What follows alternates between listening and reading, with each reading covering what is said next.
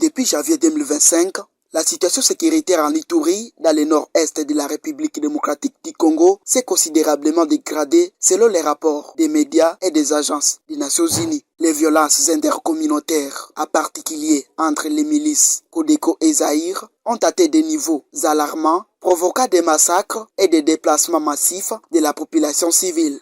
Dans ces contextes tendus, l'Ouganda a renforcé sa présence militaire dans la région, ciblant notamment la coopérative pour le développement du Congo, Codeco. Cette intervention a suscité des vives réactions de la part de la milice. La coopérative pour le développement du Congo, Codeco, et groupe armé majoritairement Lendu, a réagi aux récentes déclarations du général Kainerugaba, chef d'état-major de l'armée ougandaise UPDF, et au déploiement accru des troupes ougandaises en Ituri. Dans une interview accordée à Voice of Congo, Basazuka Gerson, porte-parole de la Codeco, a fermement condamné le déploiement des troupes ougandaises sur les sols congolais. Ils disent venir nous attaquer, nous n'accepterons pas, a-t-il déclaré. La présence de l'UPDF en Ituri n'est pas nouvelle. Les forces ougandaises sont déjà engagées dans des opérations conjointes avec l'armée congolaise FARDC depuis le 30 novembre 2021 sous le nom de Shuja, principalement pour lutter contre les ADF Nali et groupes terroristes ougandais ayant fait allégeance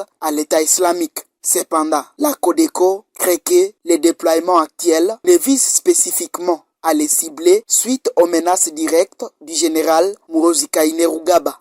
Le général Kainerugaba a publié des messages controversés sur son compte X, anciennement Twitter, en février et en mars 2025. Dans un premier message, il a écrit, je cite, « Avec l'autorisation du général Yoweri Museveni, commandant suprême de l'UPDF, je donne exactement 24 heures à toutes les forces de Bunia pour rendre leurs armes. S'il ne faut pas, nous les considérerons comme des ennemis et les attaquerons. » Basazuka Gerson a réagi avec fermeté aux déclarations du général Kainerugaba. La Codeco se présente comme un groupe d'autodéfense de la communauté Lendu face aux menaces du groupe armé Zaïre qui prétend défendre les intérêts de la communauté Hema.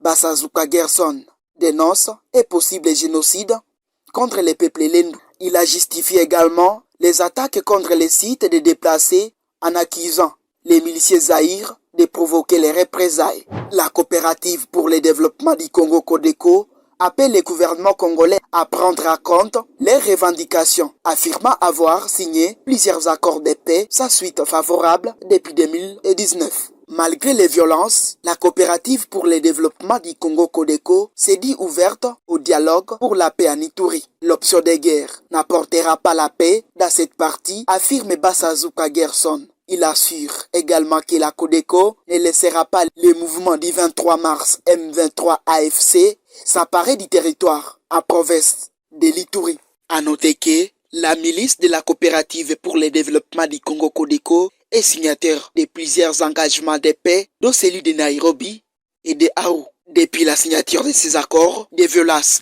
armées continuent d'être déplorées dans les territoires de Djougou.